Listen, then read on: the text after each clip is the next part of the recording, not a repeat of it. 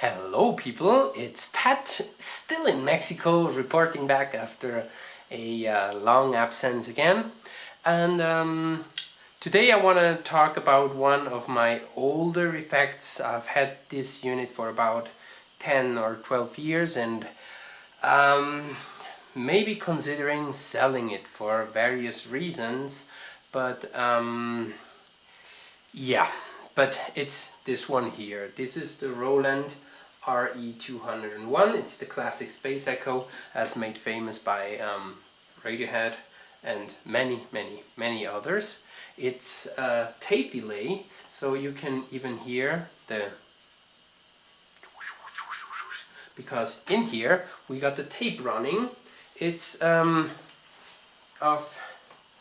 this kind of tape. I managed to get some of the at Radio Shack before they discontinued it, and it's a 1/4 inch tape, and you can splice it together. I've got 1800 feet in here, so I have enough tape for like 1 million space echo miles. So you splice them together. I have to put new tape in to this actually, but basically they are very practical. They are relatively low maintenance, and all you need is just every once in a while to get some of these.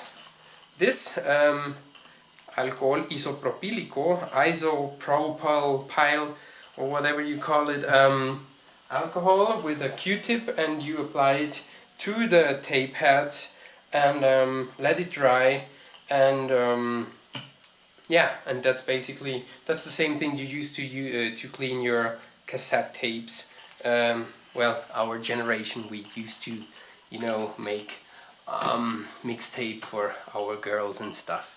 So anyways, the space echo, it has various settings. On this specific unit, the reverb is not working. So here we have the reverb only, and I'm playing this 66 beater Jaguar that I got since the blue one has left this continent, and I'm gonna talk about that further on. But okay, so first we have, okay, and now I'm gonna turn the reverb volume up.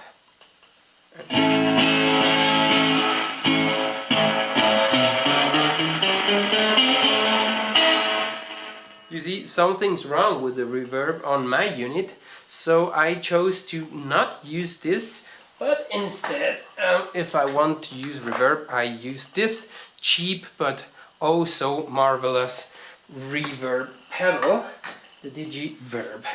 So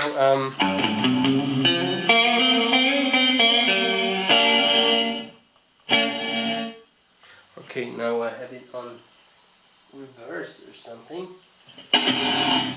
Anyways, so I'm gonna start playing the dry signal into the first. I have it, the repeat rate, at maximum speed, so and I'm gonna be playing around with that a little bit.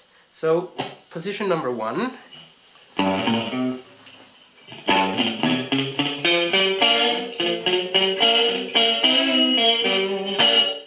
Can barely hear it, but it's definitely the room kind of slapback echo. So I'm gonna make this the tape turn a little bit slower, and so the delay gets longer.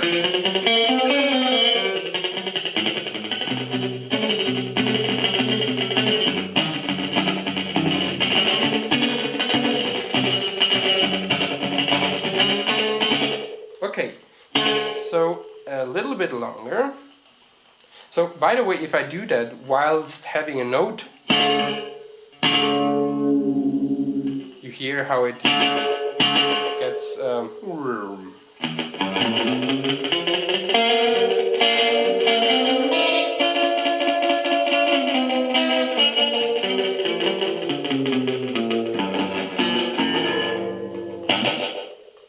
so that's only the first setting, so that's the slowest. Okay, no, let's make it even slower.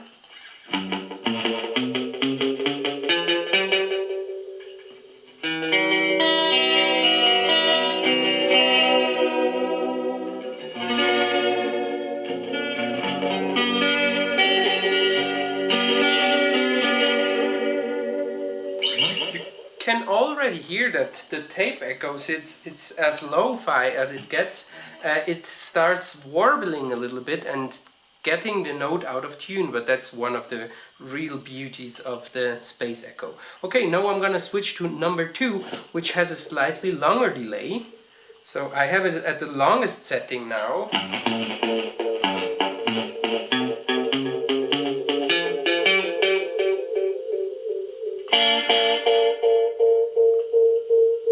And you see I have the intensity barely over here, because when I put it a little bit higher at here, it starts self-oscillating. So and turn it up a little bit more.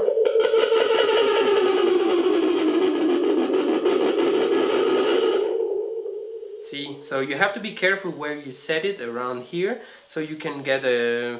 It can start self-oscillating, but not too much until it gets...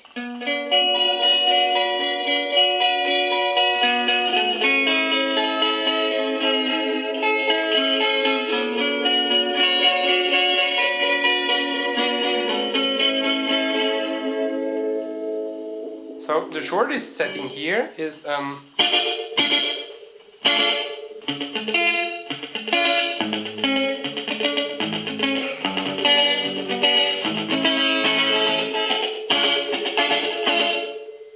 and the middle setting here, and the longest. It's still going slower.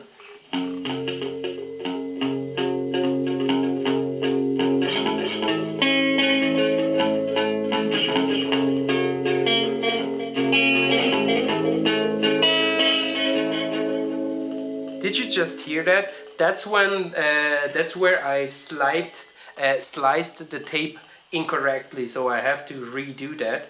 It takes some time, but to manage how to exactly do that correct. But yeah, you can look it up on the internet how to exactly do that.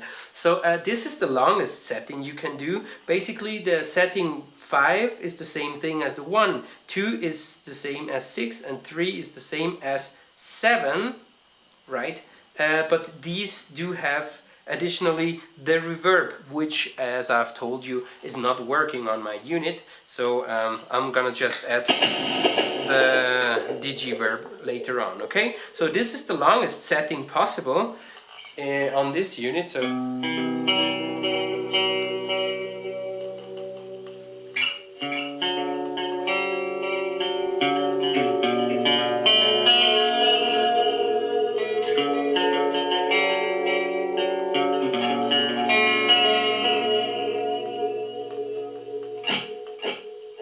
you see, this is the wonderful, lush, as analog and lo-fi as it gets. And what you know, Roland tried to they did the pedal version of the Space Echo and tried to do that same effect, but it's just not as warm and natural and unpredictable as the real thing, right? So by the way, over here we have the bass. That's the bass of the layout. So I'm gonna try to see if you can hear it, maybe. And now with the bass on full.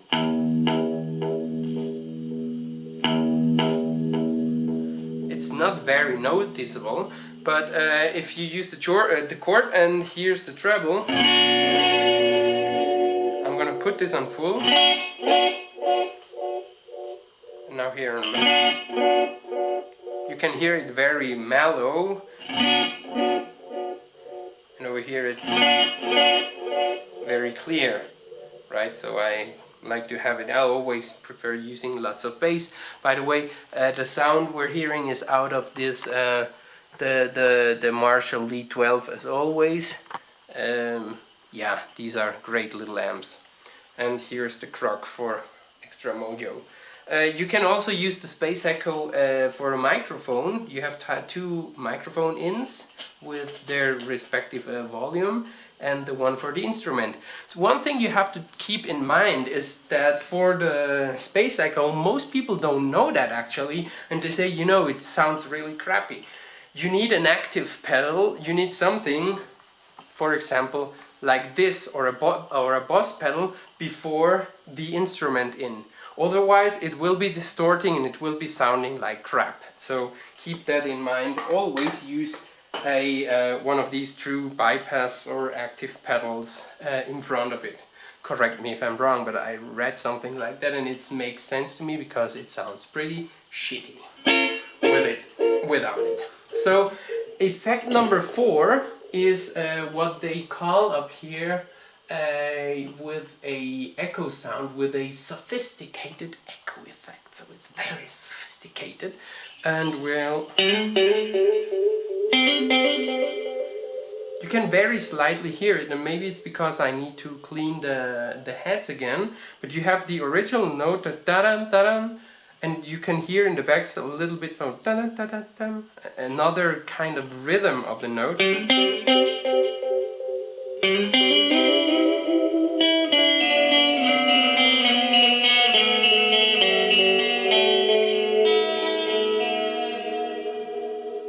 Yeah, so obviously it's not in mint shape or anything, and it might need to get serviced someday soon. Okay, so I go over to position number 5, which should have the reverb, but I'm just going to be using this reverb pedal.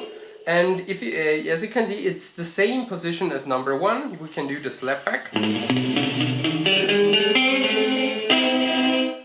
Okay, without the reverb. Oh, sorry. Okay, a little bit more.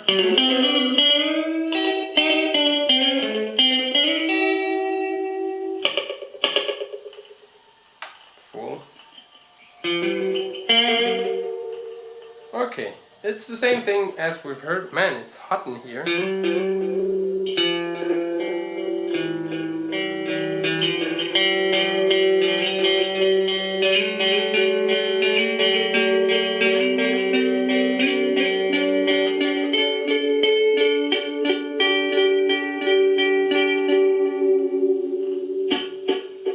It just sounds better with reverb, so I'm gonna put some reverb on. Okay, number 8.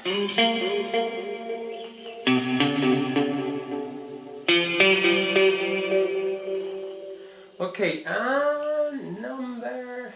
Okay, over here it says position 8 to 11 give also the sophisticated variation for echo effect. So let's listen to number 8.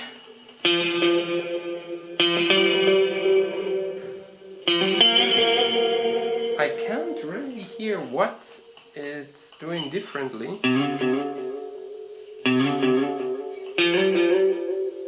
It's just and you hear it in the back. So let's see what number 9 has for us. Can you hear? It makes the da-da and then da-da-da-da-da or something. Aha. Da-da-da-da-da-da. So that's another variation because it uses other tape heads. So number 10.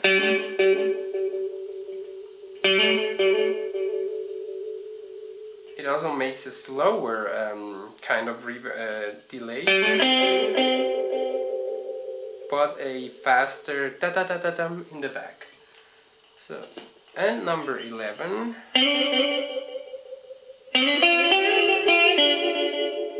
Dun-da-dum, dun-da-dum.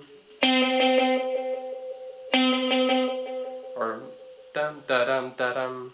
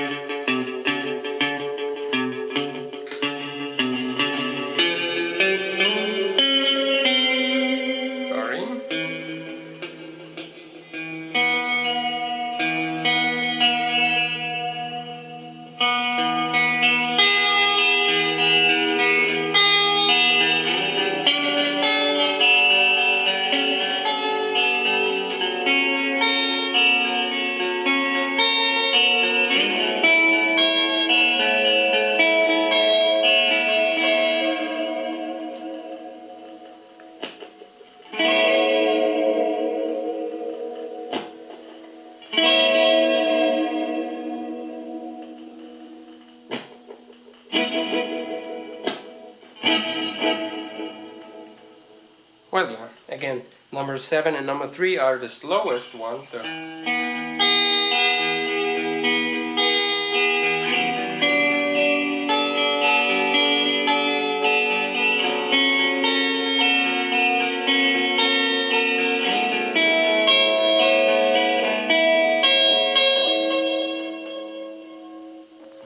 Okay, and over here we have the echo volume, so we have the string,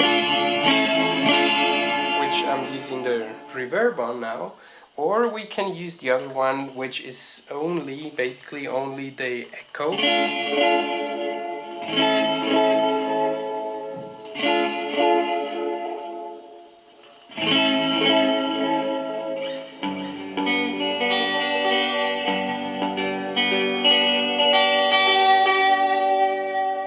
Sorry, I've gone completely out of tune.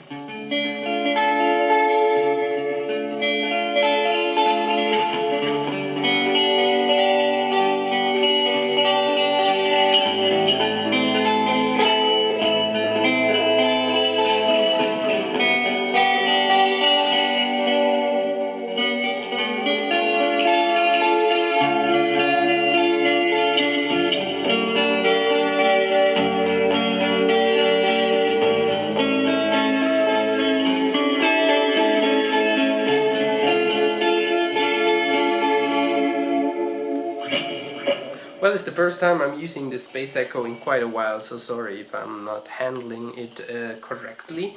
But basically you get the idea what it is and what it does. It's just because somebody told me YouTube needs more space echo videos. So we have the entire complete instructions here how to connect the thing and what each in is and stuff, and you can just close it up. This hinge here is missing, but we have the other one here, and you can just carry it around either that way, and yeah, it's a great little box. I'm also gonna be selling maybe and demoing these two, which I found the digital chorus, which is actually completely analog. I've talked about that one before and made a little demo, and the Echo LED is a Melos EM200 rebranded, made in Japan in the late 70s. This is a disc echo, by the way. It functions by a spinning disc, which is quite fun. So yeah, that's it with the space echo. So I might be selling mine, but I'm still not sure because I play with it, you know, twice a year or something, and then I remind myself how cool it is. So